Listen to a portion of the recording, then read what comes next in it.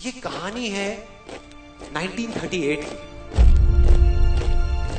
कैरली नाम के एक आदमी की हंगेरियन आर्मी में, और वो उस कंट्री का बेस्ट पिस्टल शूटर था।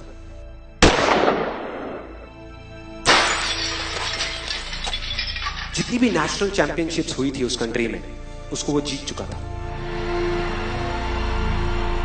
और सबको ऑलमोस्ट कंफर्म था कि 1940s में जो ओलंपिक्स होने वाले हैं उसमें गोल्ड मेडल केरली को ही मिलेगा। और उसने सालों से ट्रेनिंग करी थी।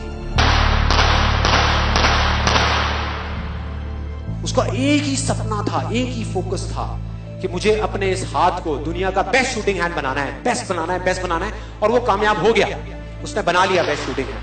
सिर्फ 2 साल का फर्क था। 1938 में एक आर्मी का ट्रेनिंग कैंप चल रहा था। क्योंकि वो आर्मी में था तो एक एक्सीडेंट हो गया। उसके उसी हाथ में जिससे उसने गोल्ड मेडल जीतना था, उसमें एक हैंड ग्रेनेड फट गया और वो हाथ चला गया। जो उसका सपना था, जो फोकस था, सब खत्म।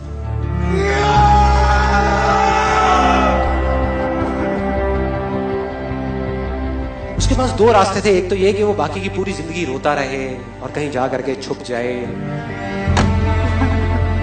या अपना जो गोल था जिसपे उसने फोकस किया हुआ था उसको पकड़ करके रखे। तो उसने फोकस किया उस पे नहीं जो चला गया था, जो उसके पास नहीं था। उसने फोकस किया उस पे जो उसके पास था।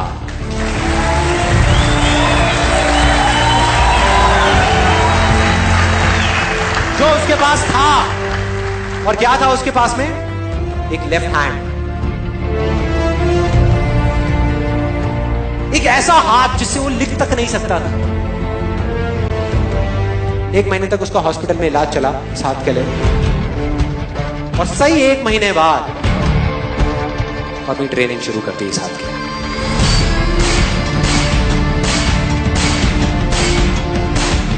ट्रेनिंग के 1 साल बाद, मतलब कि 1939 में वो वापस आया। नेशनल चैंपियनशिप्स हो रही थी वहीं पे हंगरी में, और बाकी भी बहुत सारे पिस्टल शूटर्स थे वहां पे। उन्होंने जा करके उसको कांग्रेचुलेट किया, कहा कि यार देखो, ये होता है जज्बा, ये होती है स्पोर्ट्समैन स्पिरिट, कि इतना सब कुछ होने के बाद भी तुम यहां पर आए हो हमको देखने के लिए और हमारा हौसला बढ़ाने के लिए। किसी को नहीं पता था कि वो 1 साल से अपनी ट्रेनिंग कर रहा था लेफ्ट हैंड की। और उसने जवाब दिया, मैं यहां पर तुम्हारा हौसला बढ़ाने नहीं आया, तुम्हारे साथ कॉम्पीट करने आया हूं, तुमसे लड़ने आया हूं, तैयार हो जाओ। और कंपटीशन हुआ। बाकी सब वहां पर जितने भी लोग थे वो कॉम्पीट कर रहे थे अपने बेस्ट हैंड से। ये कॉम्पीट कर रहा था अपने ओनली हैंड से। ओनली हैंड से। कौन जीता? The man with the only hand, केरली, जीत गया। लेकिन वो यहां नहीं रुका। उसका गोल क्लियर था कि मुझे इस हाथ को इस कंट्री का नहीं, इस पूरी दुनिया का बेस्ट शूटिंग हैंड बनाना है। उसने अपना सारा फोकस उठा करके डाला 1940 पे, जब ओलंपिक्स होने वाले थे। लेकिन 1940s के ओलंपिक्स कैंसिल हो गए वर्ल्ड वॉर की वजह से।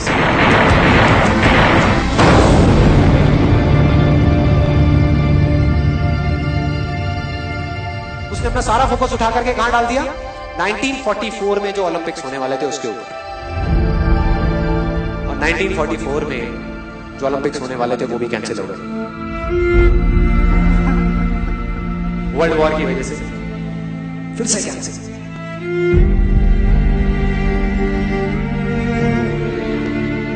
उसने अपना सारा फोकस उठा करके डाल दिया 1948 के ओलंपिक्स में। 1938 में उसकी एज थी 28 साल, 1948 में उसकी एज हो चुकी थी 38 इयर्स।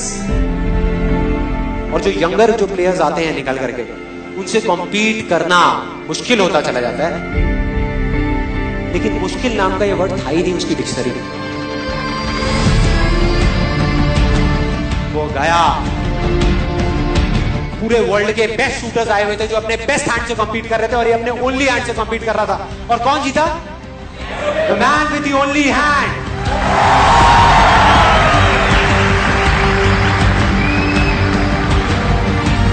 लेकिन वो तब भी नहीं रुका।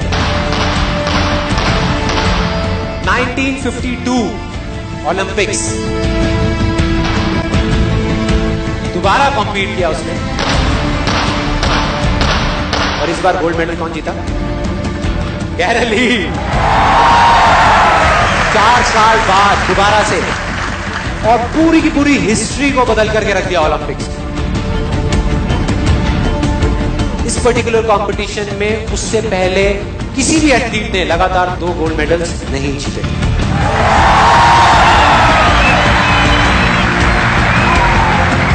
अब किसी भी लूजर के पास चले जाओ, उसके पास लिस्ट होगी बहानों की कि मैं इस वजह से फेल हुआ अपनी लाइफ में, इस वजह से मैं कुछ नहीं कर पाया। बहुत लंबी लिस्ट है।